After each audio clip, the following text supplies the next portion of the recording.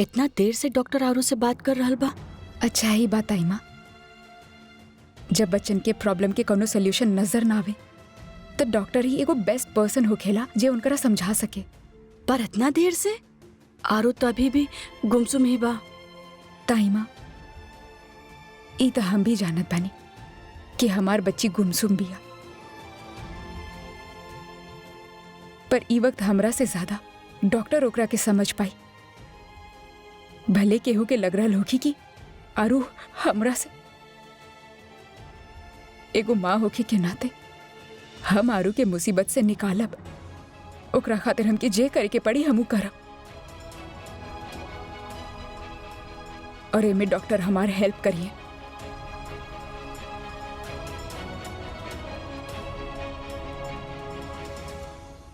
Doctor का कहला सारू? हम ओकरा से बात करे के बहुत कोशिश कईनी, लेकिन अभी भी वो कुछ बोलत नहीं खे। लेकिन ऐसे में ओकरा से कुछ भी फोर्स करे के जरूरत ना बा। हम ओकरा के समझेले बानी कि अगर वो बोल ना पा रहल बा तो कोनो बात ना। काल रात के जे कुछ भी भइल बा तो वो एगो ड्राइंग बना के बता सकेले। ई ड्राइंग से हमनी के पता चल सकेला कि आखिर वो दिखले का बाड़ी। यही से आरू के ड्राइंग बनावल बहुत जरूरी बा। हम ओकरा पास कुछ प्लेन पेपर और कलर पेंसिल छोड़ले बानी। जी, don't worry. Thank you.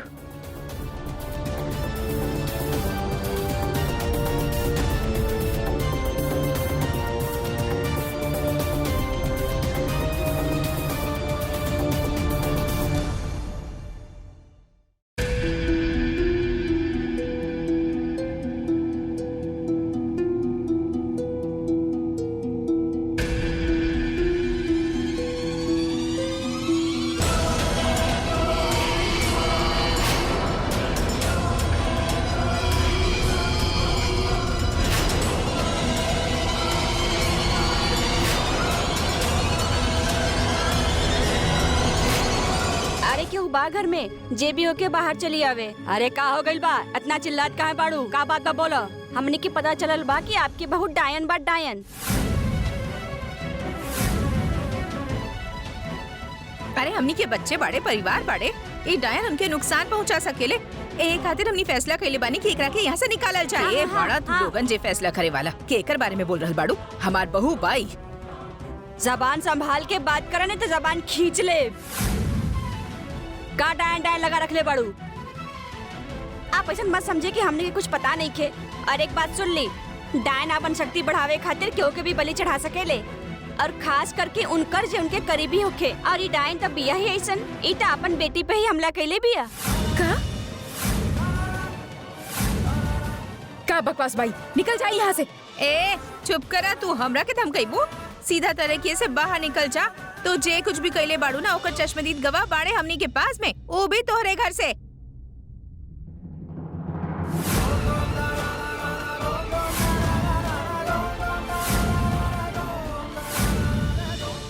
Harpreet, Narmada, तू लोग इतना गिर जाइबू, हमरा ई उम्मीद ना रहल। आप ही ना बोले रहलू कि हमार घर में डायन बा? बोली फिर। निकला ही डायन के घर से। पकड़ा, चला पकड़ा के चला।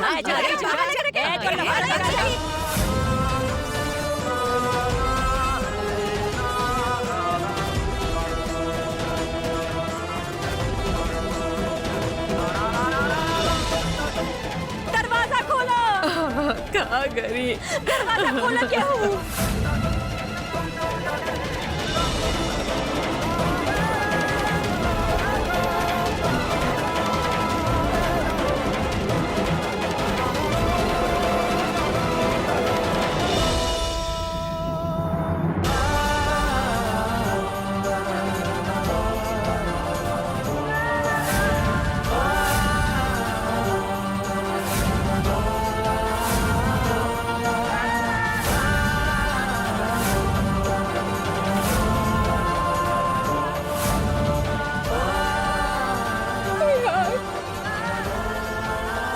विहान बेटा, तू जा यहाँ से। तोहार बीवी डायन बा। डायन। खबरदार!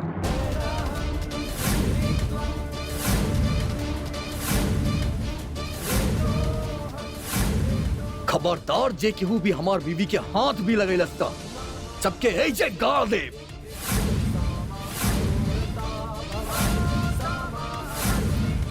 यह बाड़ी हमार बच्चा लोग के माँ, यह बाड़ी।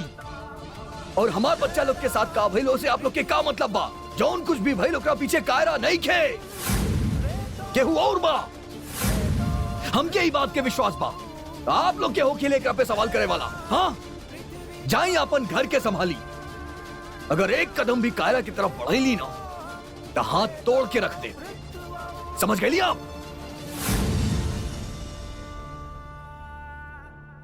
फिर चाहे हमारा अपन ही काहे ना होके।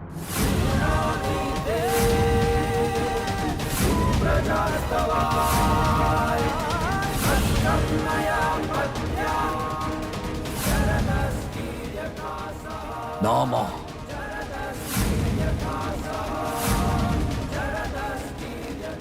अरे बेटा, तू समझत कहा नहीं बड़ा। तू जा घर पे, एकर फाइनल सोल्यूशन हमने के निकाल ले। अरे चुप करी। फाइनल सोल्यूशन के ऐसी के तैसी। हमार पत्नी बाड़ी, हमार बच्चा लोग के माँ बाड़ी। और इस जमाने में ही तरह के बात कर शर्म ना आवेला आप लोग के? हाँ, डूब के मर जाए के चाहिए आप लोग के। एक औरत हो के औरत पे हाथ उठावता नहीं। आप दोनों भी सबके साथ दे सकत रहनी, ऐसा हमको बहुत सोच भी ना सकत रही। आज तक आप लोग जौन कुछ भी कहनी वो घर के चार दीवार के अंदर कहनी, तब तक हम सहन करत रहनी। आज आप हमनी के घर के मामला के मोहल्ला तक लाके तमाशा बना देले बानी। काहे ही नौबत आ गई माँ? काहे की ई लड़की हमनी के बच्चन के नुकसान पहुंचावे चाहत बाड़ी। हमनी के घर के बर्बाद करे की कोशिश कर रहा भाई। केहू के बर्बाद करे की कोशिश नहीं की करत।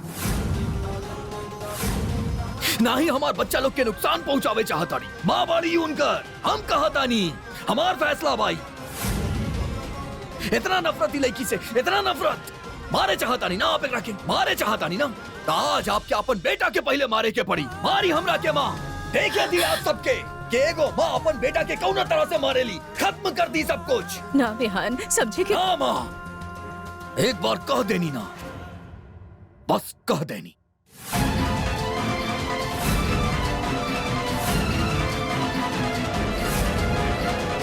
और आप भी सुन ली चाची माँ, अगर आइंदा से कायरा पे केहू इल्जाम तक लगैलस या ओकरा नुकसान पहुंचावे की कोशिश कैलस तो हमरा से बुरा केहू ना हुई।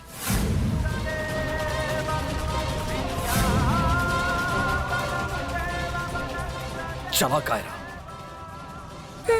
चला।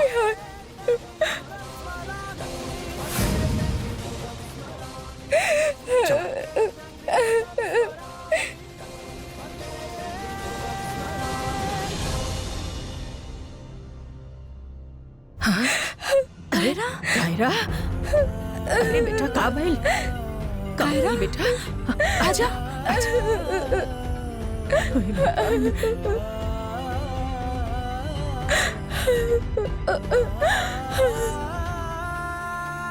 बैठ जा।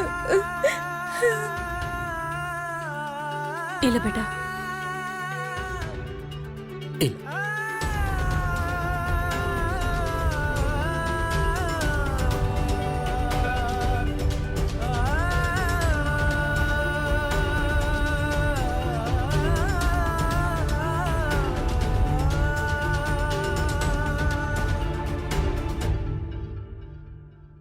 हम के वक्त आप दोनों से कोनो बात ना करे के बाद आप यहाँ से चल जाई ना था। वरना का बेटा का कर ले बा? मारबा हमनी के? इन लड़की खातिर अपन माओ पे हाथ उठेबा? तू समझत काहे ना बाड़ा? हम तो हर दुश्मन ना बानी। हम आप सबके दुश्मन ना बानी। मारे चाहत बड़ा ना तुम्हारा तो के जे करे के बा करा, लेकिन ई लड़की ई घर में नहीं खी रही। माँ,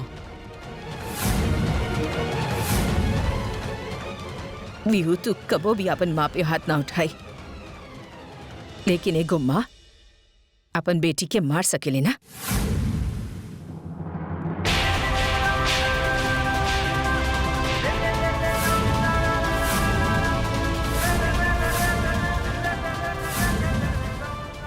शर्म आवेले हमरा के तू दोनों पे। आज तो हद पार कर देलू तू दोनों।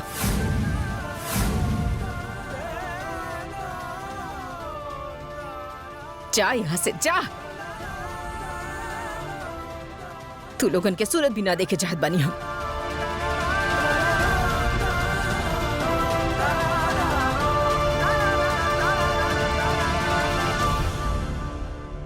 तू फिक्र मत करा कायरा, हम खुद ही बात के तह तक जाइब और पता करब कि के बाऊ जे हमनी के परिवार के खुशी के छीने चाहता। हम खुद पता करब।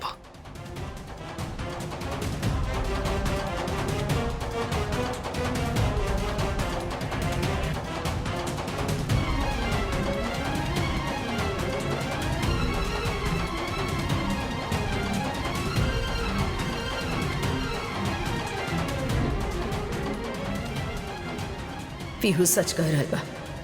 आरू के ई हालत के पीछे कायरा ना केहू और ही बा। अब आरू के ड्राइंग ही बता सकीले कि ऊ का देखलस। हम तो पहले ही कर रहनी तो हो गई का कर रहल बानी। अरे मम्मी, आप सनी के सामान काहे फेंक रहल बानी? हम सन्नी का सामान काहे फेंक रहल बानी?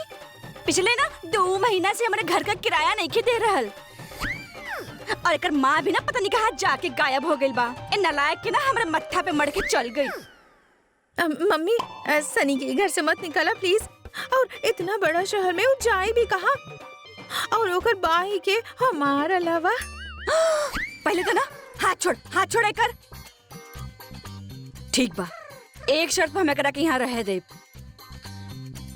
अगर 1 हफ्ता में हमारा सारा किराया ला के दे देलस ना तो यहाँ रह सकेला, न तन्ना। ओके डॉली आंटी।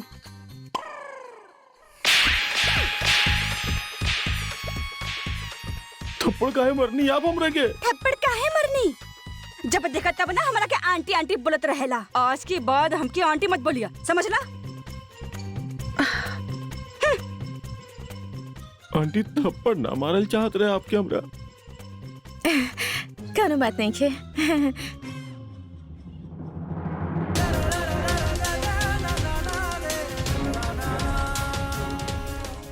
विहान बेटा कहाँ कर रहल बड़ा?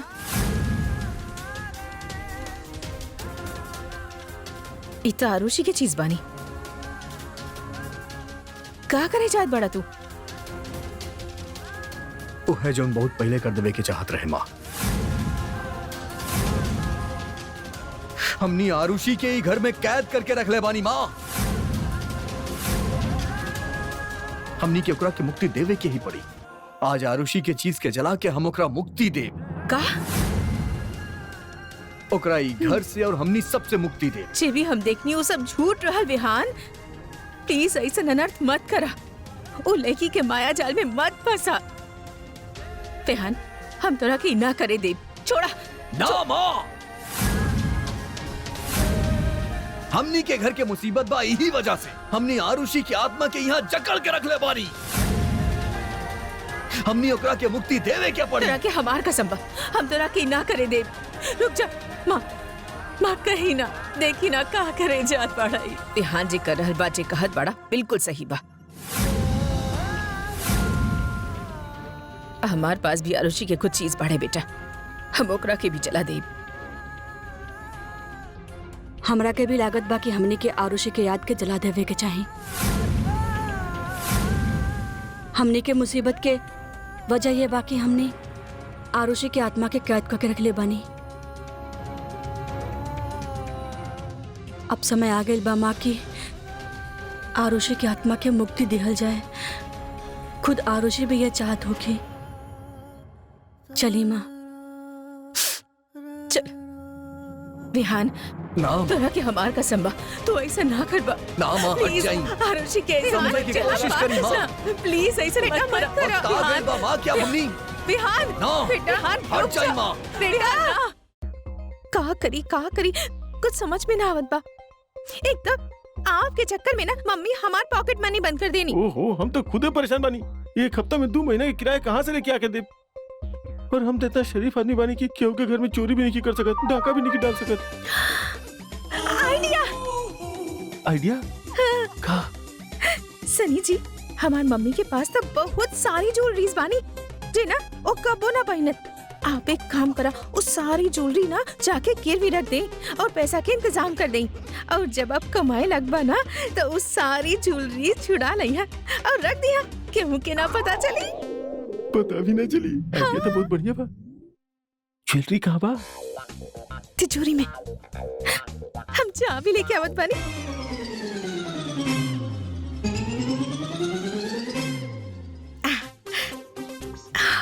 इली।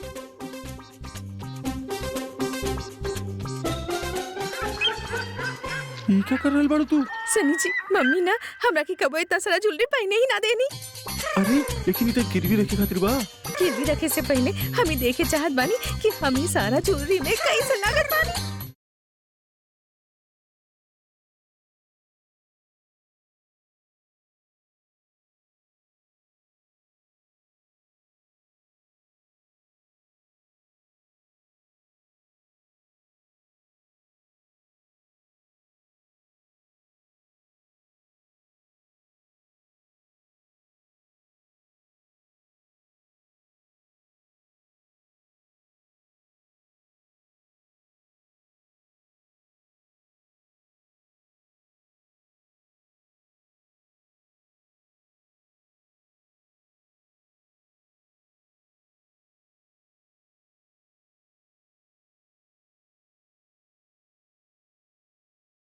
सनी, पिंकी, ठहर जा। आज ना हम तू दोनों के प्यार के भूत उतारत बानी। ठहर जा तू। मम्मी, विहान तू का करे बड़ा, ई ना करे देव हम। रोक जा बेटा, ऐसा मत करा प्लीज प्लीज। विहान बेटा ऐसा मत करा।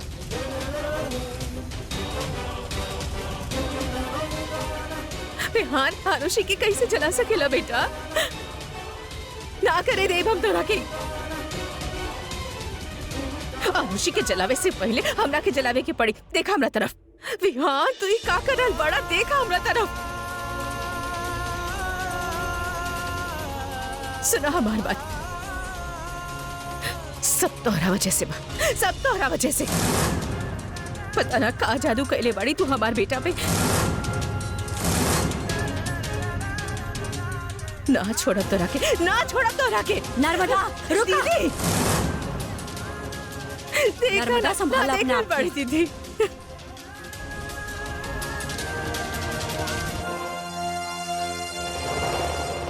I'm sorry Arushi. हमनी के परिवार खातिर, हमनी के बच्चा खातिर, हमार और कायरा खातिर हमके करे के पड़ी। तहार आत्मा के मुक्ति खातिर हमके करे के पड़ी। तू हमार पहला प्यार पाड़ो। तहरा खातिर हमरा दिल में हमेशा जगह रही, और हम चाहतानी कि तहार आत्मा के मुक्ति मिले। तू जहां भी रहा बहुत खुश रहा।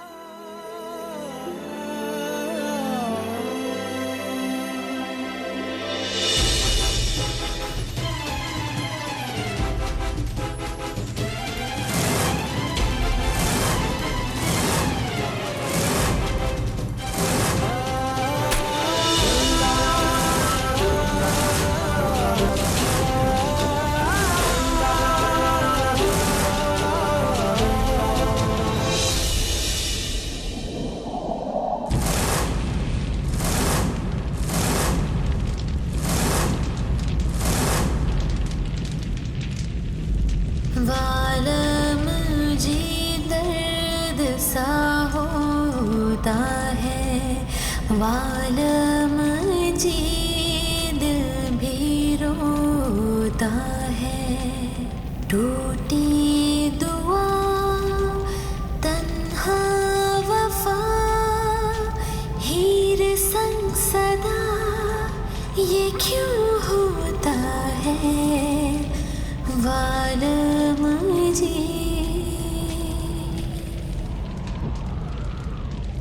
आ आ आ आ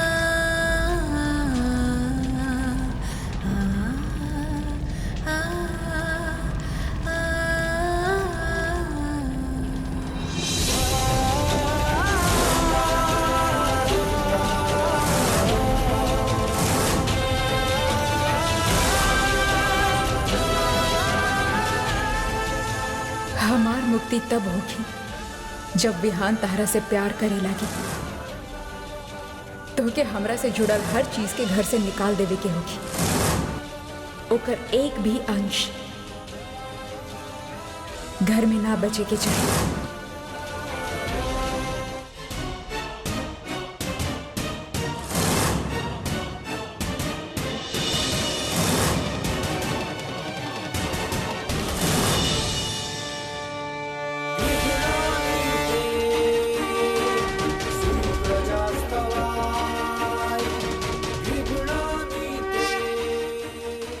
आज से तोहरा पे आवे वाला हर मुसीबत के हमरा से गुजरे के पड़ी। आज के बाद हम भी देखा तानी के तारा के तकलीफ दे।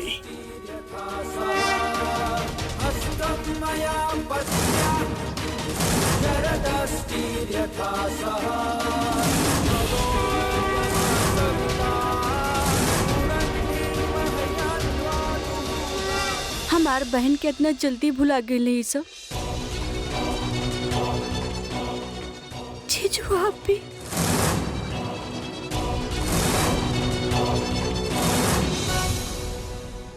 हम फैसला कर चुकल बानी माँ। हम उहे करब जोन आरुषि चाहेली। आरुषि की आत्मा के मुक्ति देवे खातिर हमके ही करे के पड़ी माँ। और हम उहे करब।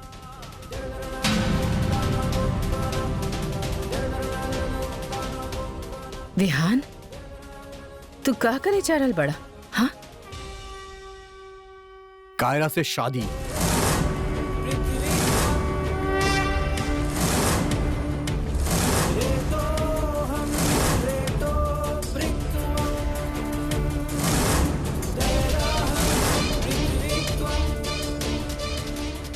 हम कायरा से फिर से शादी करब और वह मंगलसूत्र पहनाब जब आरुषि पहन ले रही।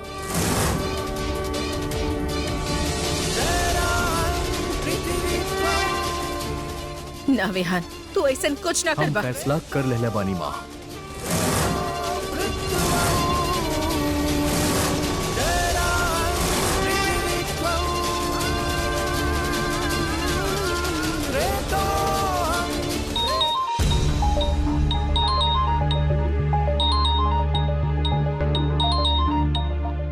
हेलो, या डॉक्टर? का आरो कोनो ड्राइंग बनेली? ना ना, हम चेक करके आपके इन्फॉर्म करत तानी। का हो गई? डॉक्टर के फोन रहल, वो जाने चाहत बानी कि आरो ड्राइंग बनैले बिया कि ना। हम चेक कर लेत बानी। चला।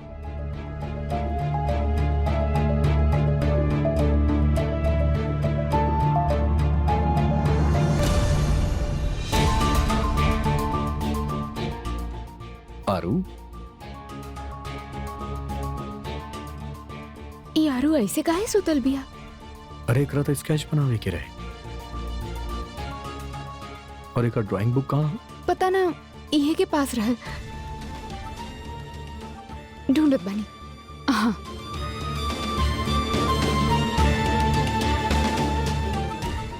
का ढूंढ बड़ा विहान? वो आरू के ड्राइंग बुक नहीं खे मिलत।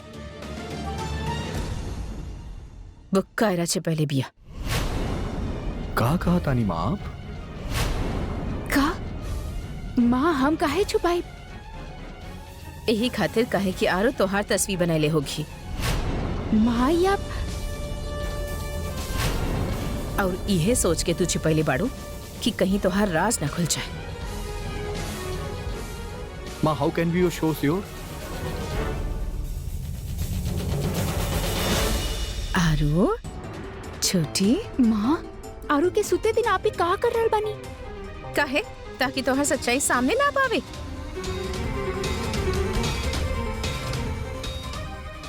बेटा बेटा बेटा तू ड्राइंग बनैले बाड़ू?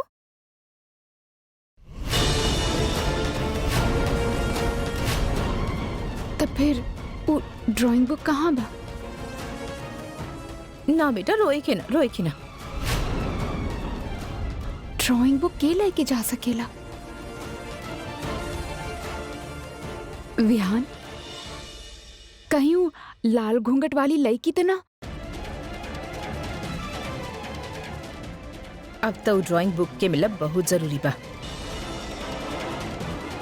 काहे कि विहान सच्चाई ओही में छिपल बा।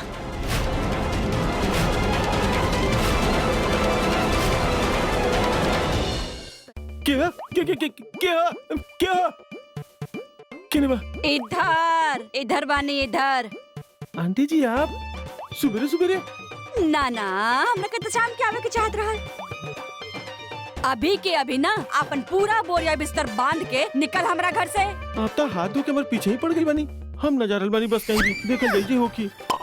का कहला? हाँ हाँ ये कहानी हम, और अगर आपके जबरदस्ती घर से निकाले की कोशिश करनी ना तो हम। हाँ तो तू का कहले बा? तो हम का कहले बा? आत्महत्या कर ले। आत्महत्या करबा? कर ला, हम भी देखत बानी कैसे करबा। ठीक बा। हाँ दिखावा देख लो। हाँ, हम भी देखी कैसे आत्महत्या करेला तू। कर कहे करी? हमार मरे क्यों मरबा? और अब आंटी हम ऐसे पड़ल हम आपके चरण में ही पड़ल हम आंटी। टांग छोड़ा हमार। हम क्या आपके चरण में ही रहे के बाद?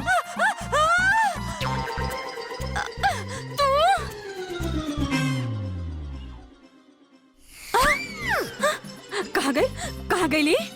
सीसीडी के बेवकूफ बनावेला। चांदनी चौक के डॉली के। आज हमें सनी के बच्चा के छोड़ब ना, कसम डॉली के ब्यूटी पार्लर के।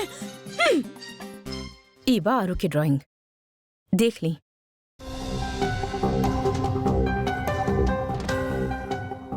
बच्चे झूठ ना बोले नेमा। देखी केकर तस्वीर बा।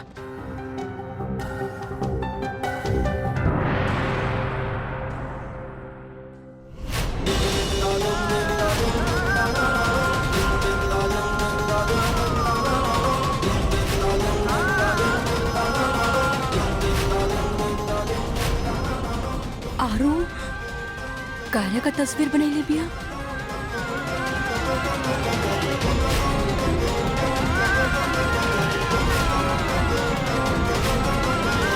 लेकिन जौने वक्त आरू पे हमला भइल, कायरा तो हमने के साथ रहल। हमू वीजी बोर्ड लेके बैठल रहनी आरुषि की आत्मा से बात करे खातिर। तही एक साथ दोनों जगह कैसे हो सकेनी? काहे कि कायरा डायन बिया और आरू के बनाई ये तस्वीर साबित भी कर देहलस। सही कहा तानी आप चाची माँ। आरू के ड्राइंग से ही तो साबित हो गई बा कि केहू तबा जे हमार परिवार और बच्चा लोग के डरा के रखे चाहता।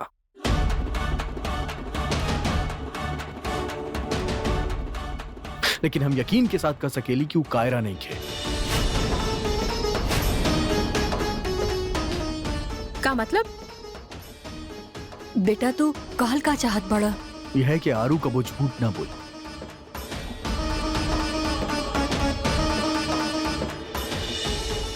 लेकिन ये ड्राइंग आरू के ना हो सकेला चाची माँ।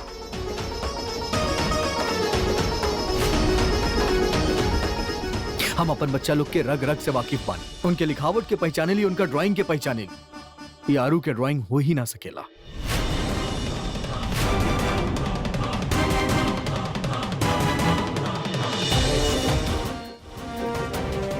लेकिन विहान, अगर ई ड्राइंग आरू न बनेले बिया तो के बनेले बा?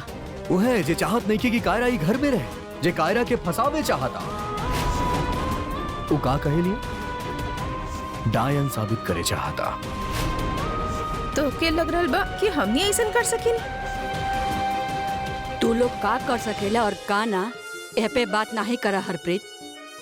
पिछले दिन तू लोग इतना घटिया हरकत कइले बाड़ा ना कि ओकरा सामने कुछ भी ना बा। तू दोनों तो दिन ब दिन बद से बदतर हो जा रहल बाड़ू। मॉम, जौन कुछ भी बा हम फैसला कर लेले बानी।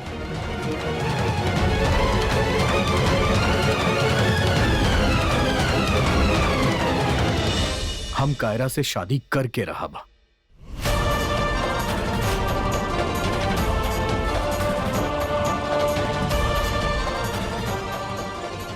ना बिहान जी, आप ऐसा ना करब।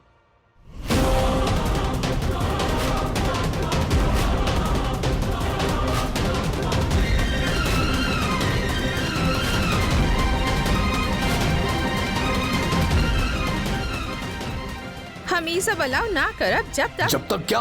जब तक कि कायरा अग्नि परीक्षा ना दे देत। का बकवास कर रहल बाड़ू, हम ऐसा होके ना देब। माँ जी, कायरा के अग्नि परीक्षा देवे के होखी। जलत कोयला पर चल के ओके अपने आप के प्रूफ करे के होखी।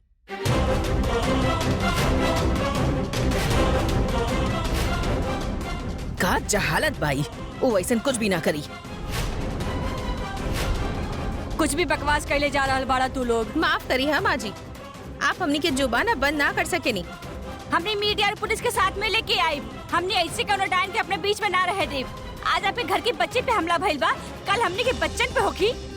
आप डायन के बस में आ सके नहीं, लेकिन हमनी ना। अरे जाई, जेकरा बुलावे के बाद बुलाई। हम भी देखा तानी के कर हिम्मत बा हमनी के घर में कदम रखे के। निकल जाई यहाँ से। ये बस्ती छोड़ के चल जा यहाँ अरे से। चल जाई ना रहे के बाद आप जैसे गवर्नर के बीच में। जाई यहाँ से। अरे बिहू, ये पागलन के चक्कर में हमनी कहाँ अपन घर छोड़ के जाए। हमें डायन के अपने बीच में ना रहे देव। निकाला कर के यहाँ से। हाँ, निकाला है डायन के यहाँ से। निकाला है के यहाँ से। निकाला है के यहाँ से। निकाला। हम अग्नि परीक्षा देवे खातिर तैयार बानी।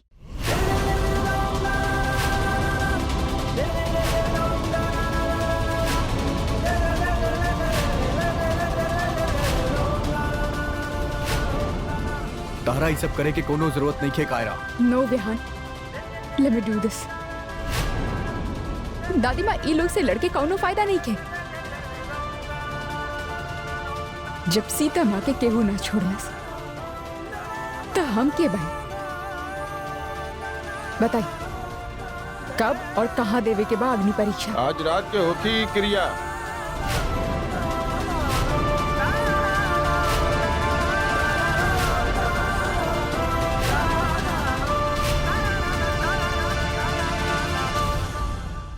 आज तो हम ओकरा के ना 1 मिनट खातिर भी ई घर में ना रहे देव।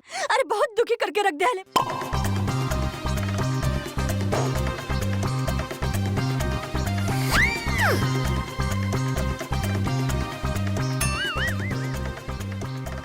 परम पूज्य सासू माँ, हमने क्या आशीर्वाद दी। हमने शादी कर लेनी और अब आप अपन दामाद के घर से बाहर तो ना निकालब ना। भाई इज्जत के सवाल बना, लोग का कहीं है। पिंकी, शनि, सन्नी, अब हम सनी जी की वाइफ और ये हमारा हस्बैंड परमानेंटली। अरे बाप रे, अरे मम्मी मम्मी मम्मी अब ठीक बानी? ओहो, क्यों तो पानी लेके आवा, मम्मी के छिड़क के उठा दे।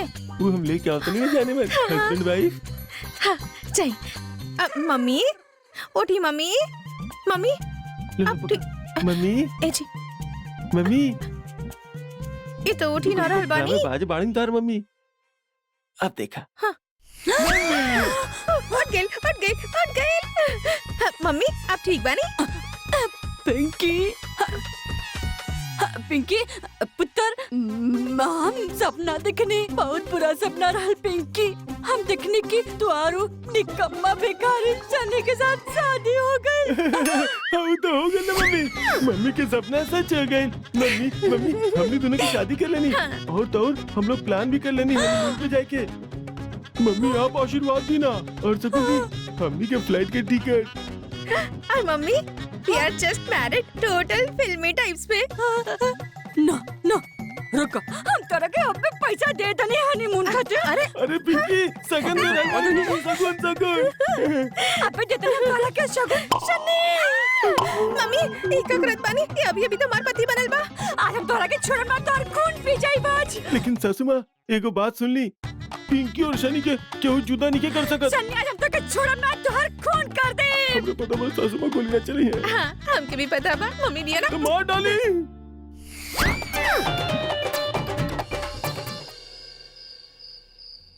का आप लोग ये बात के विश्वास कर सके नहीं कि आज के आधुनिक समय में भी एगो लड़की के डायन घोषित कल जाले और ओकरा के अग्नि परीक्षा देवे के होखेला एगो आम इंसान साबित करे खातिर, और वो भी दिल्ली जैसन बड़ा इलाका चांदनी चौक में। ऐसन घटना आज के पहले ना तो देखल गई बा और ना ही कबो सुनल गई बा। आज अग्नि परीक्षा से ये बात के साबित कल जा सकेला कि लड़की एगो डायन बिया या हमनी और आपके तरह एगो आम इंसान।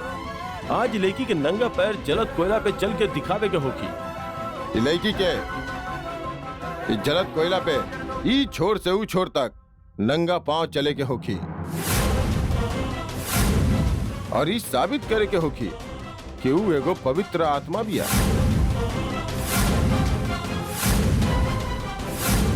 अगर एकरा में थोड़ा सा भी ग्रह दोष भइल, अगर एकर आत्मा थोड़ा सा भी अशुद्ध भइल, ई जलत कोयला पे ना चल पाई। ई कोयला की अग्नि एकर पैर के ही ना एकर पूरा शरीर के जला दे, भस्म हो जाई लड़की। बकवास भाई सब, हम ना माने ली सब चीज में। Kaira you can not do this. Vihaan please यकीन कर हमरा पे, हम ही करे चाहत बानी। दादी माँ आप ही समझाई एकरा के। कायरा बेटा, ई जलत कोयला के देख के ना बेटा। दादी माँ प्लीज, आज हमरा खातिर ई जलत कोयला पे चलब बहुत जरूरी बा। हम सोसाइटी से अंधविश्वास मिटावे चाहत बानी और एगो पॉजिटिव मैसेज देवे चाहत बानी। हम चाहत बानी कि आप सब हमार साथ दी। अगर हमार आपन परिवार हमार सपोर्ट ना करे तो हम कुछ ना कर पाए। और आपन सातों सास के दिल जीते खातिर ई परीक्षा तो हमरे खातिर एगो छोटा सा परीक्षा बा। That's it.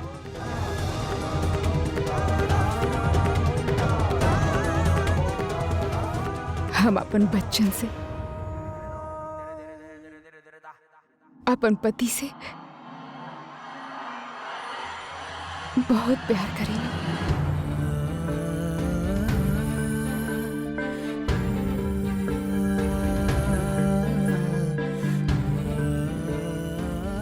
और इनके साथ जिंदगी गुजारे खातिर हमके ई परीक्षा से गुजरे के होगी।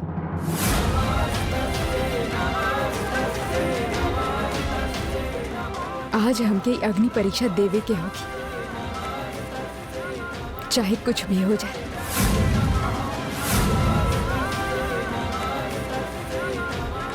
कायरा,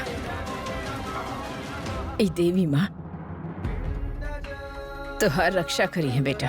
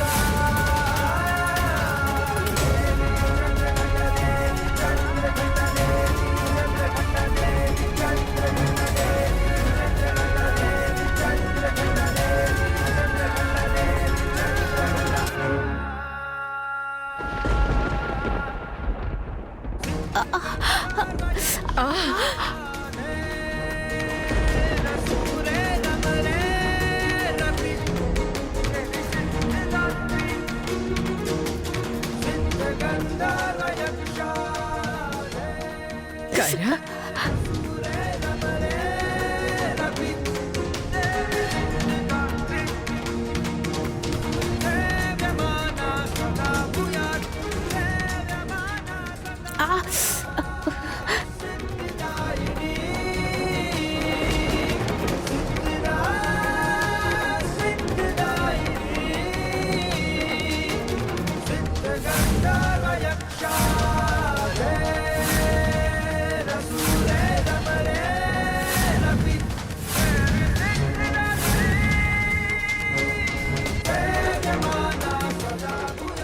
भगवान।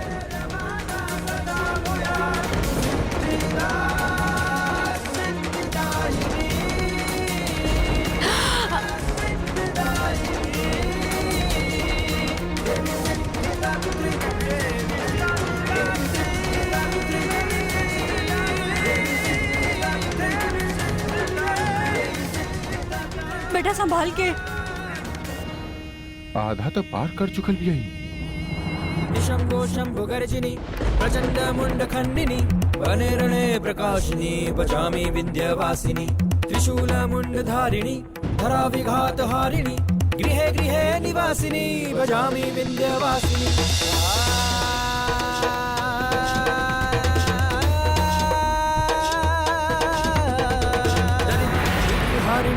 सदा विभूति कारिणी वियोग शोक हरिणी भजामि विंध्यवासिनी लसत्सुलोल लोचनम लतासनम वरप्रदम कपाल शूल धारिणी भजामि विंध्यवासिनी।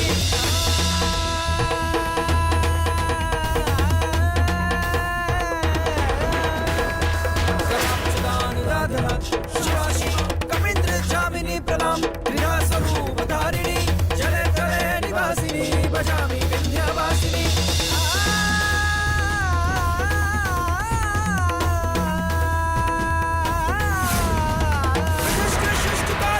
विशाल रूप धारिणी महोदरे विलासिनी भजामि विंध्यवासिनी। पुरंदरादि सेवका पुरादि वंश खंडिका विशुद्ध बुद्धिकारिणी भजामि विंध्यवासिनी भजामि विंध्यवासिनी भजामि विंध्यवासिनी।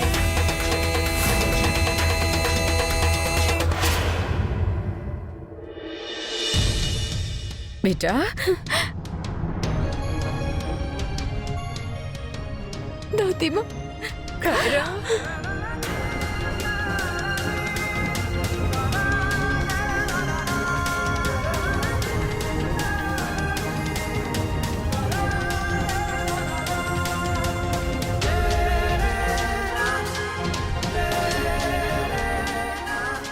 दादी माँ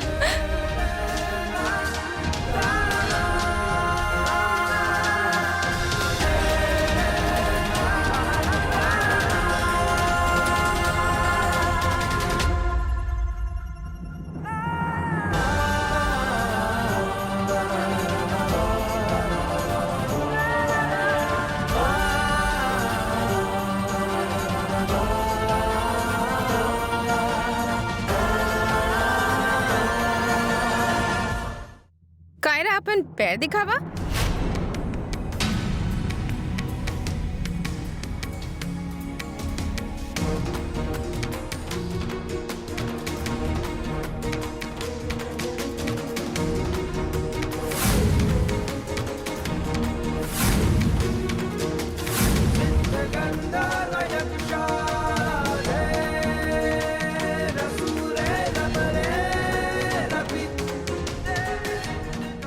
तू अग्नि परीक्षा पार कर ले बेटी, तो हर बाल भी बाका ना भाई।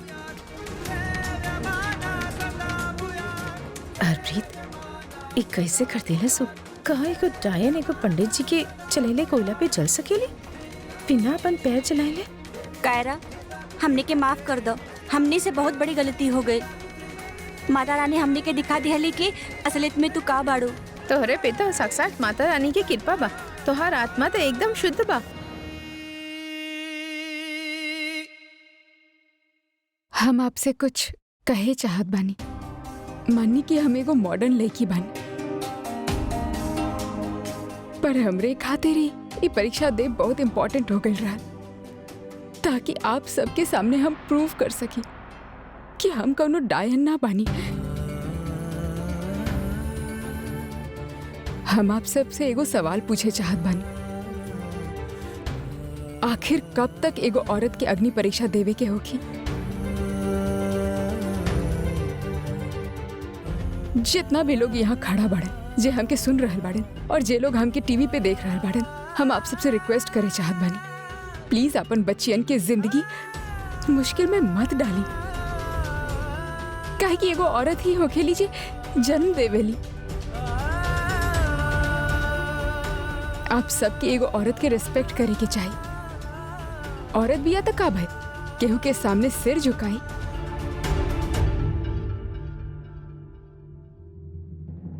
ना, औरत एगो शक्ति के रूप होखेली। बस हम इहे चाहत बानी कि आप सबके औरत के रिस्पेक्ट करे के चाहिए और ये सब चीज पे विश्वास ना करे के चाहिए। हमार बहू बिल्कुल सही करल बिया। इहो तो कायरा से दोबारा शादी करे चाहत रहला ना? जरूर करा। और हम एगो वादा करत बानी कि चांदनी चौक के लोग ऐसन शादी देख ले ना होखिए। हम इतना धूमधाम से शादी करब।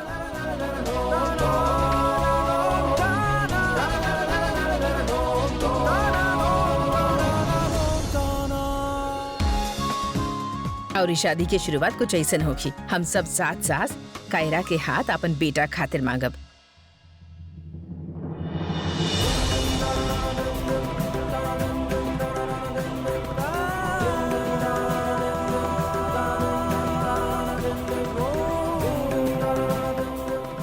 नर्मदा, हरप्रीत,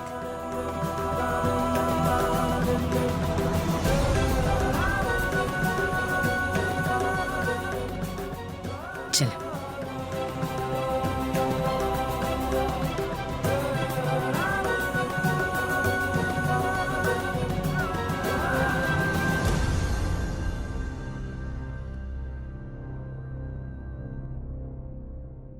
कायरा, का तू हम साथ सासन के बहू बनबू?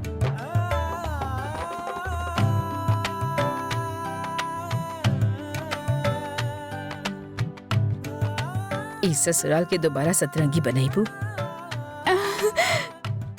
यस।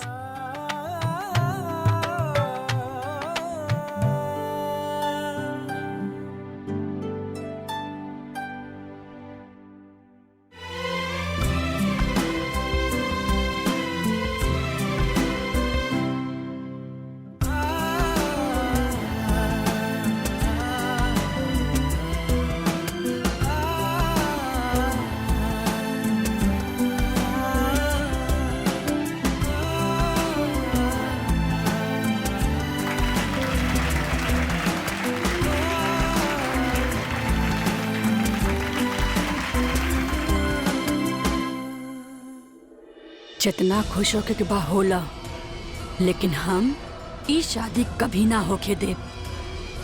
हाँ, तू दोनों के शादी ई लाल घूंघट वाली कभी ना होके दी।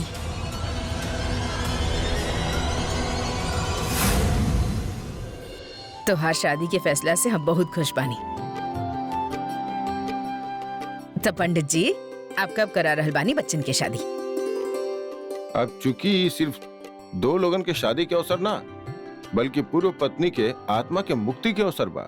यही खातिर दोनों के शादी रोहिणी नक्षत्र में ही हो सकेले, जे 4 दिन बाद बा।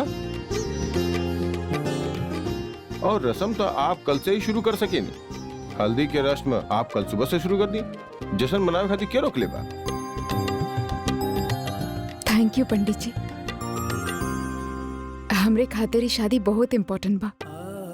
और दादी, ये सिर्फ हमारा और विहान की शादी ना बा, बल्कि आरुषि दीदी की विदाई भी होगी। और हम आरुषि दीदी की विदाई बहुत अच्छा तरीका से करब। ये खातिर हम चाहत बानी कि आप सब हमारा और विहान के साथ दी।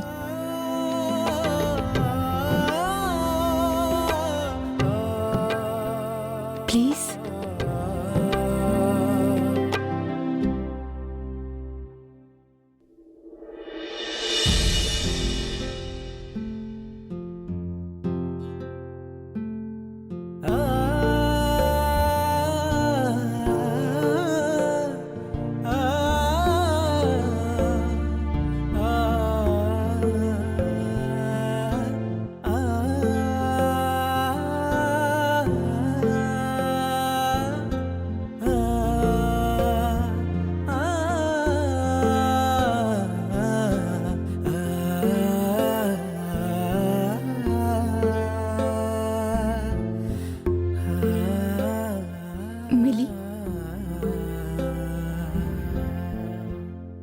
कहाँ आईबू?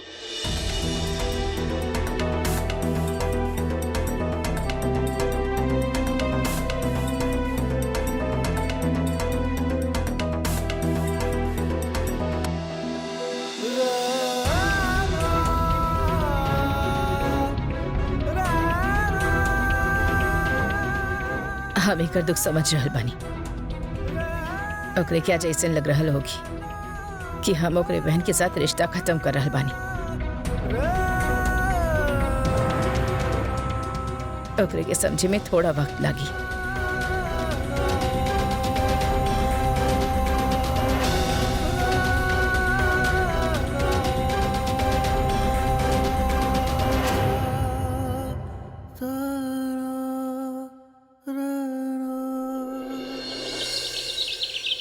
अरे भैया ये फूल देखा पूरा खाली पड़ल बा यहाँ भी लगावे के बा ई ना। पंडित जी भी ना एक से एक ऐसन बात कर रहल बानी। का भइल? बेसन खत्म हो हाँ। गइल? पहले से मंगा के रखे चाहत रहल ना? जाके देखा कितना लड्डू बनल बा अब तक। अच्छा और बतावा हमके। आप ये सबका टेंशन मत ले, हम बानी ना, हम देख ले। आप तो ये बताएं, आप वो पंडित जी वाला का बात कहत रहनी? हाँ हाँ, उनकर कहब बा कि हल्दी माता रानी के मंदिर से आई उहे चढ़ी। आज तक ऐसन कबो ना सुनी ना देखनी। अरे माँ, अभी नॉर्मल शादी तो ना बना। हाँ उ तबा।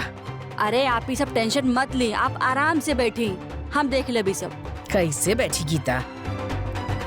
हमार कायरा बेचारी उपास करके मंदिर गई बिया, अब तक टोटल भी ना बा।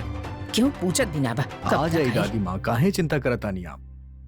हम बानी ना, हम लेके आई बुकरा के। अच्छा बिहू, आपन दिल के गो बात कही। देखा, इतना बड़ कंपनी में हमार इतना बड़ पोस्ट बाब, हम चाहत बानी कि ई घर के थोड़ा सा रेनोवेट करा दा। अफोर्ड कर सके नहीं ना अब तक? ऑफ कोर्स, आप कह देनी हो जाई। अरे माँ, कैसन बात करत बानी आप?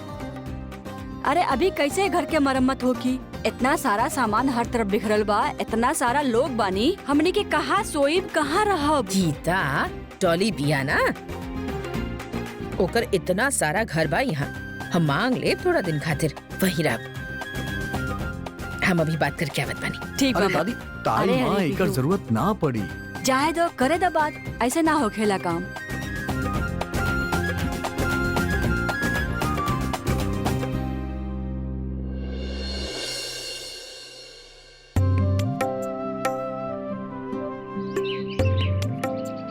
बिटिया, ई ले हल्दी माता जी के चरण से इकट्ठा करके लाई बनी, एकरा संभाल के ले जाइए। थैंक यू पंडित जी।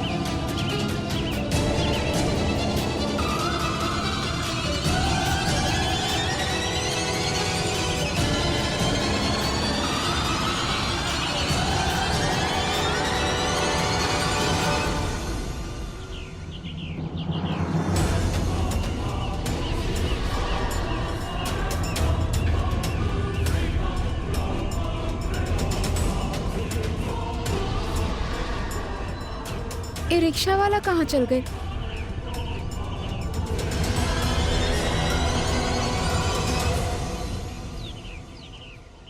कायरा, विहान, संभाल के। तू यहाँ कहाँ आइला? हम तो आवत ही रहनी। अरे घर पे हमार साथ माँ तहार इंतजार करत करत हमार जान खा गई। तारा देर काहे हो गई? तो हम तारा लेवे आ गई। वैसे भी तारा पता बना, पंडित जी कहले बाड़े कि सारा काम सही समय पे संपन्न होके के चाहिए। हाँ। यह खातिर वो सब चिंता करत हुई है। हम उनसे कहनी कि तू अपना आप आ जाइबू, लेकिन तू तो जाने लू ना वो लोग के। जल्दी से बैठा, देर होत बा। का भइल विहान? तू ई शादी से खुश ना बड़ा का?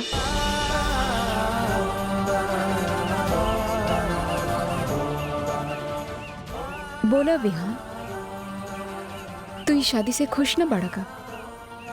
ऐसा कोनो बात नहीं खे कायरा। आओ चल। का बात हो सकेला? विहान के मूड इतना खराब काहे बा?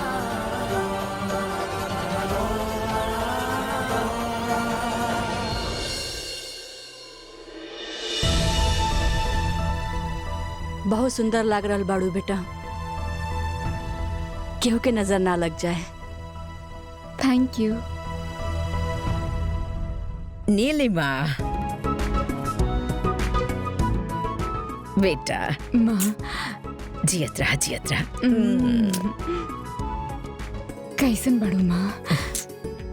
देखा हाय। कैसन बाड़ू? बिल्कुल ठीक। नीलू तू आ गईलू? दीदी मिस्टी मिस्टी मिस्टी। इला इहो आ गईली, इन्हीं का कमी रहे बस। ऐसन शुभ अवसर पे ऐसन बात ना करे नी गीता, चुप रहा। अरे माँ, पहले से ही 2 कम रहली का, जे तीसरा भी आ गई।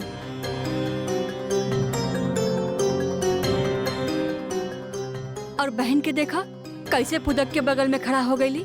और न तका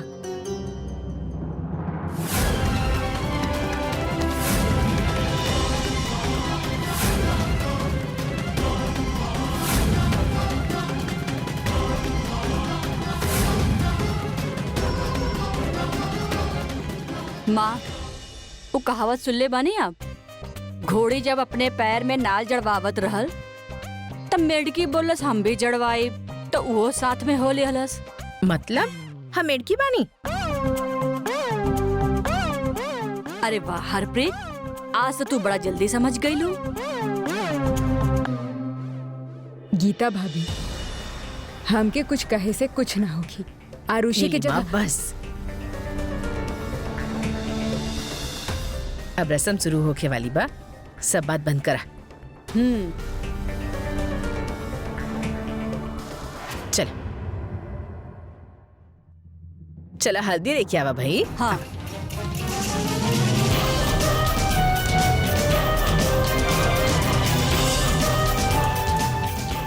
दादी माँ, हल्दी। अरे मिली, हल्दी तो ई हा, ई कौन सा हल्दी हा?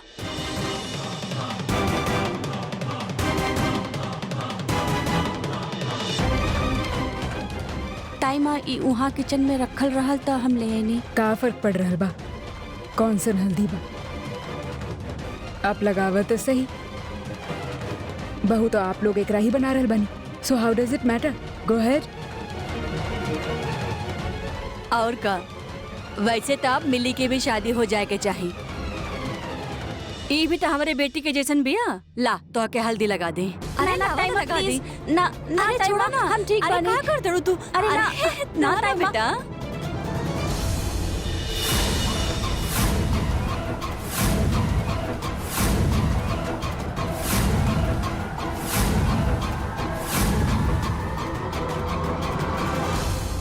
ओह गॉड,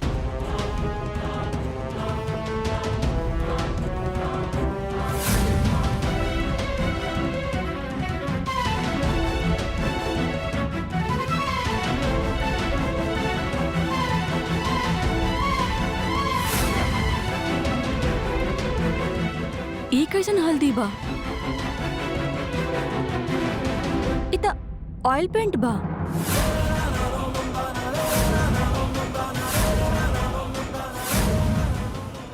ऑयल पेंट?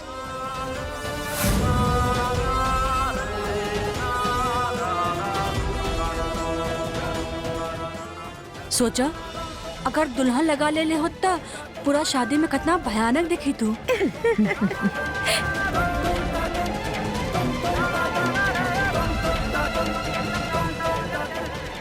इस जरूर क्योंकि घटिया हरकत बा,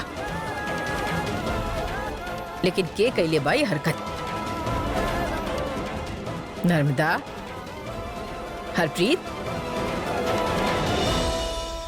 तू दोनों तो ना कैले ना? माँ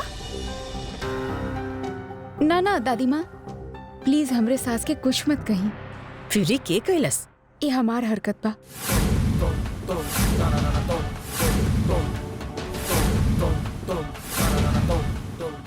तू मत भूली दादी माँ, वो लाल घूंघट वाली लड़की ये कहीं आसपास भी है। वो शुभ कार्य के बिगाड़े के पूरा कोशिश करी।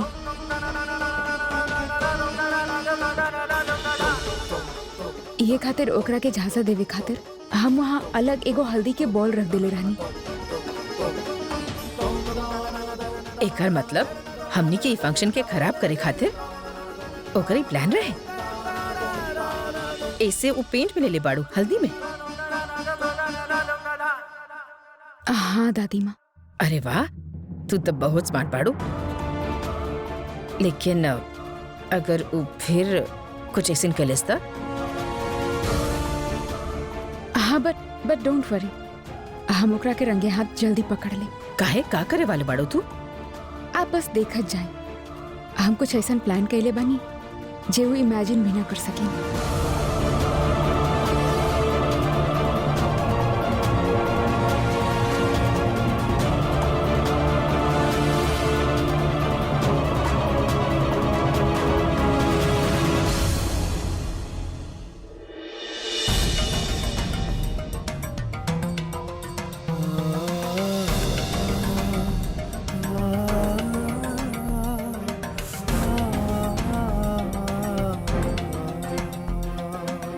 हमके आपके बहुत याद आ रहल बा दीदी।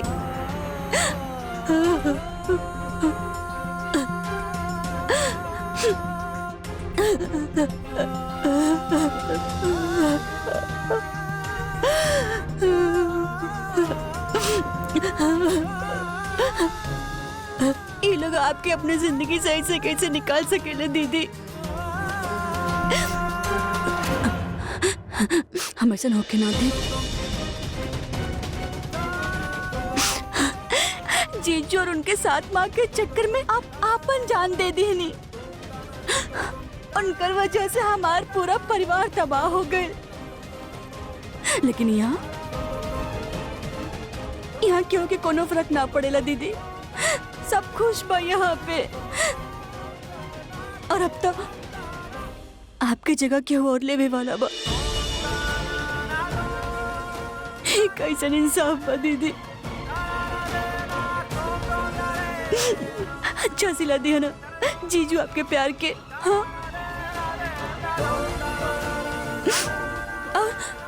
और अरहानारू वो तो आपके निशानी है ना।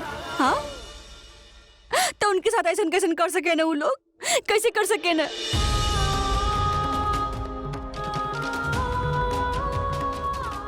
क्यों नहीं के समझत ना? हम समझ रहल बानी, लेकिन हम का करें? कैसे रोके इस शादी की दीदी? कैसे रोकी?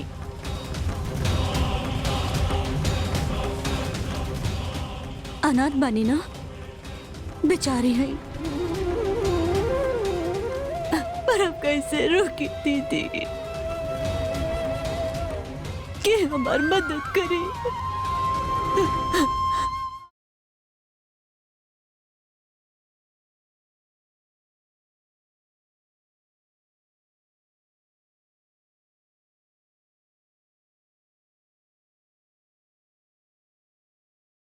दादी माँ, विहान के भी हल्दी लगी? यस ऑफ कोर्स, बिल्कुल लगी।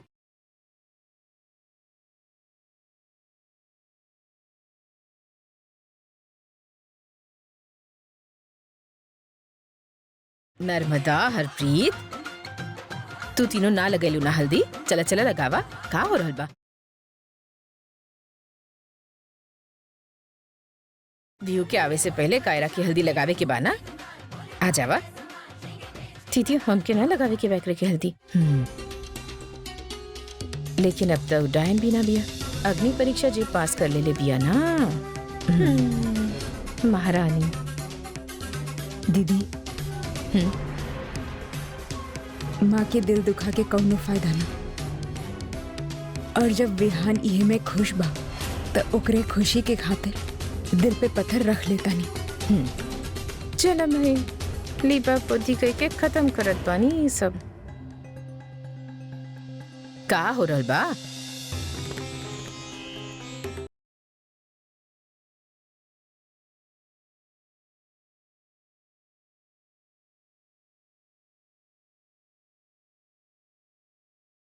नर्मदा, ठीक से, प्यार से।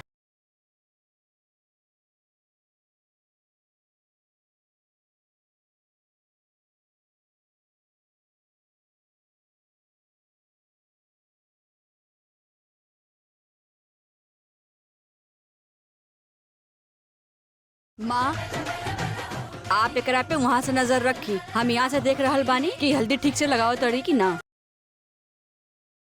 आपके चेहरा पे लगा के देखी का? हरप्रीत,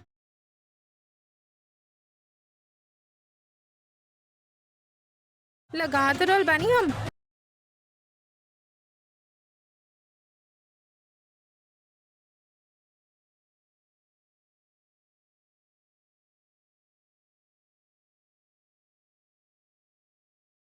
पता ना कायरा तू कैसन कर्म कैले बाड़ो कि तोके ऐसन अतरंगी सास मिलनी। दादी माँ अतरंगी ना, सतरंगी। काहे विहान?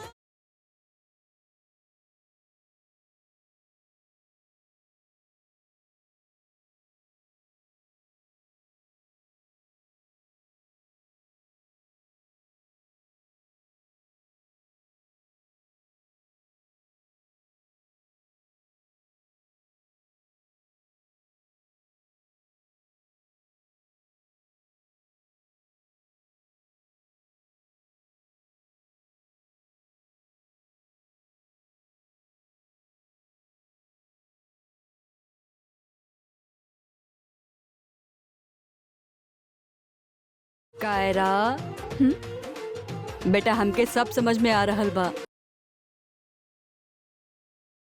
थोड़ा दिन के इंतजार कर ला, विहू तुम्हारी ही होखे वाला बा। ताई माँ,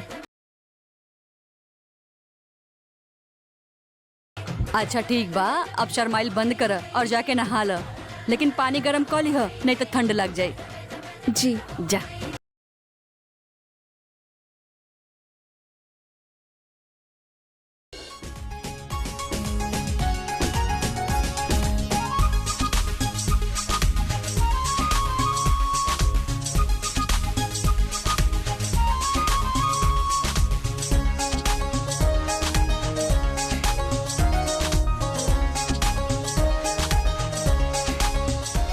नजर ना लगे।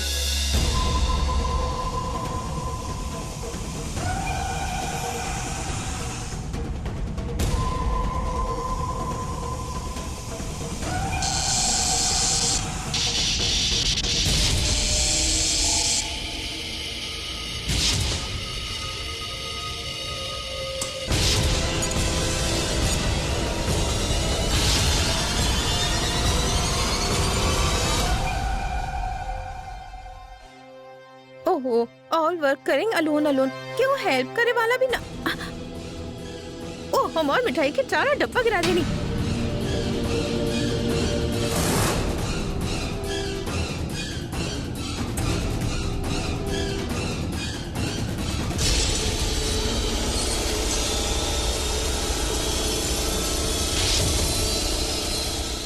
तू लाल घूंघट में, तो तू बाड़ू।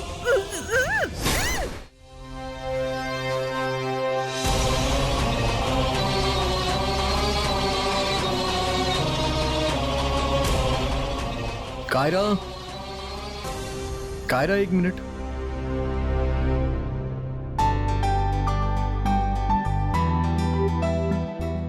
वो हमके का भइल? तोके कुछ कहे के बा? एक्चुअली हमके वॉशरूम यूज करे के बा, हम पहले जाई प्लीज। हाँ तो एमे इतना हिचकिचाए के का जरूरत बा? जा। ओके। Vihaan,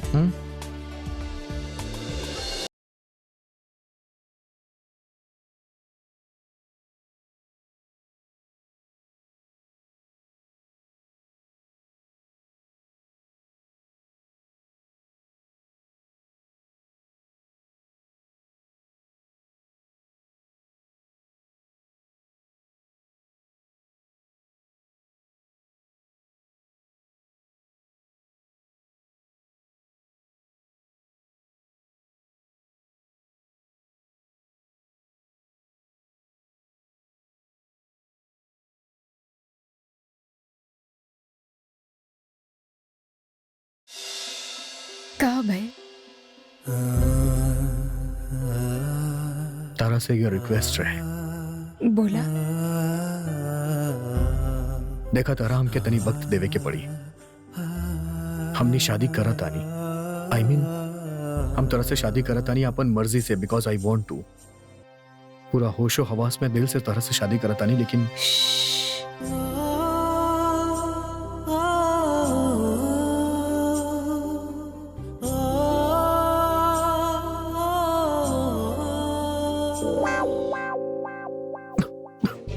shit I am so sorry. हमके ना पता रहल हमरे हाथ में हल्दी लगल बा। It's okay. एक्चुअली हमके भी तुझसे कुछ कहे के रहल। हाँ बोलो। विहान, तो के हमके समझावे के कौनो जरूरत ना बा, और आरुषि दीदी के याद के भी अपना दिल से निकाले के कौनो जरूरत ना बा। बस हमके थोड़ा सा जगह दे दिया।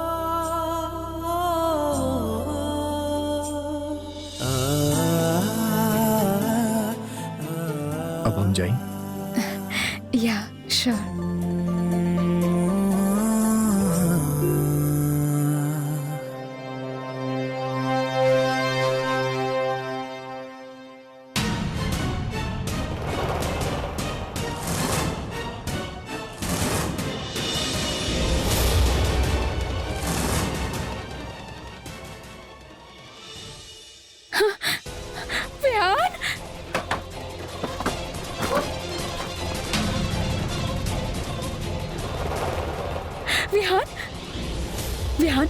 विहान तो ठीक बढ़ा ना?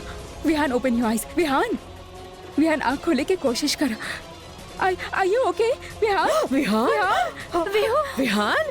विहान इकाबिल बेटा उठा। विहान आँख खोला। विहान आँख खोला। विहान, दादी माँ, विहान आँख खोला। विहू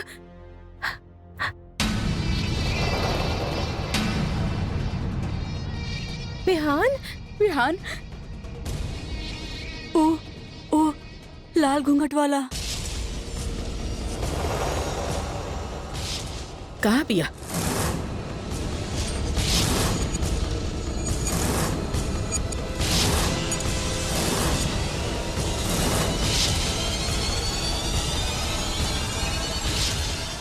अरे तो फिर कहाँ गईलू लाल घूंघट वाली?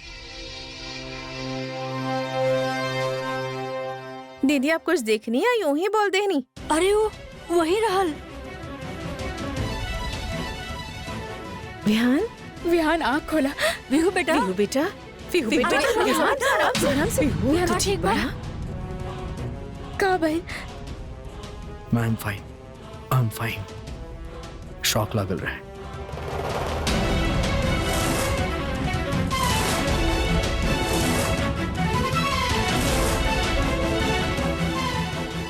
यू लाल घूंघट वाली के काम बा। वो तो हम समझ ही गए नहीं, और ये हमनी के घरे हमनी के खुशी छीने आयल बाड़ी। ना छोड़ब हम ओकरा के। लेकिन अब वो हमरे प्लान में फंस गई है। का मतलब? एक मिनट।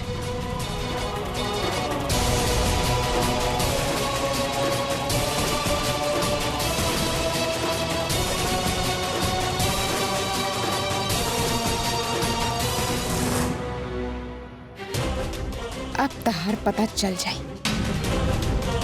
लागल त नाना। ई देखा, हम घर में कैमरा सेटअप कइले बानी।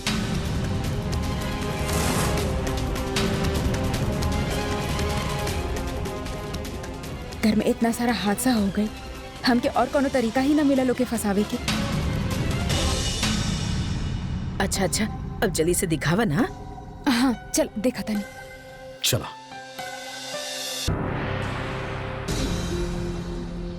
जल्दी से चिप लावा कायरा। इले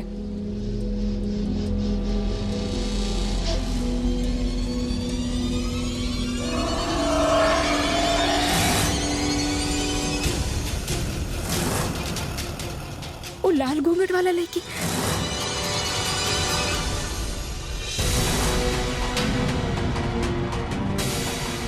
यहाँ तक केहू नहीं खे। पूरा घर छान मननी, आसपास भी केहू नहीं खे। फिर ये आवाज कहाँ से आई?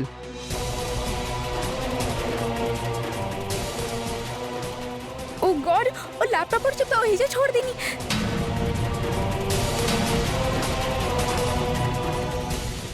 ओह गॉड,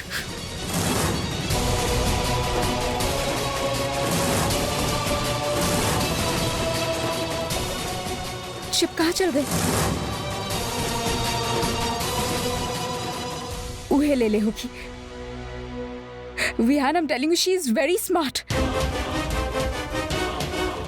हम के ओकरा से एक कदम आगे बढ़ के सोचे के पड़ी।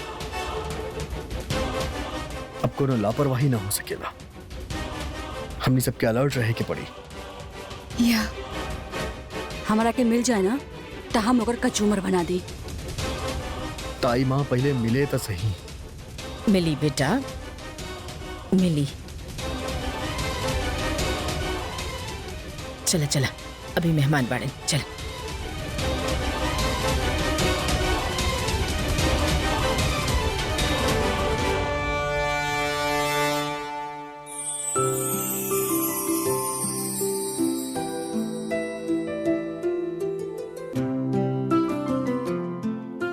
कायरा,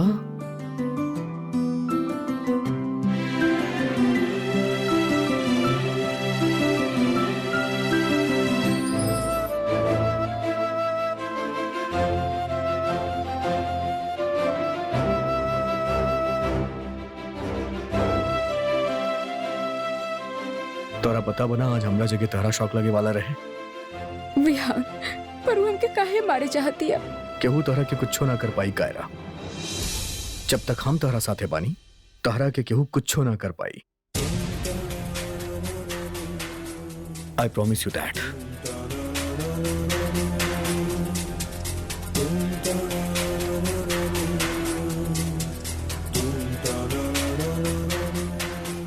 कितना सपोर्ट करेला पर प्यार ना करेला।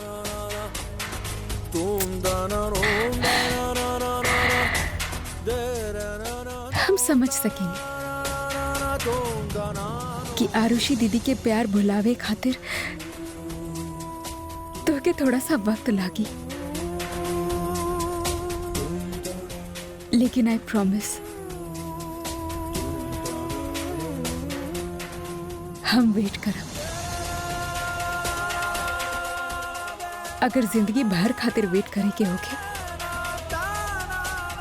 तो हम वेट करे खातिर तैयार बानी।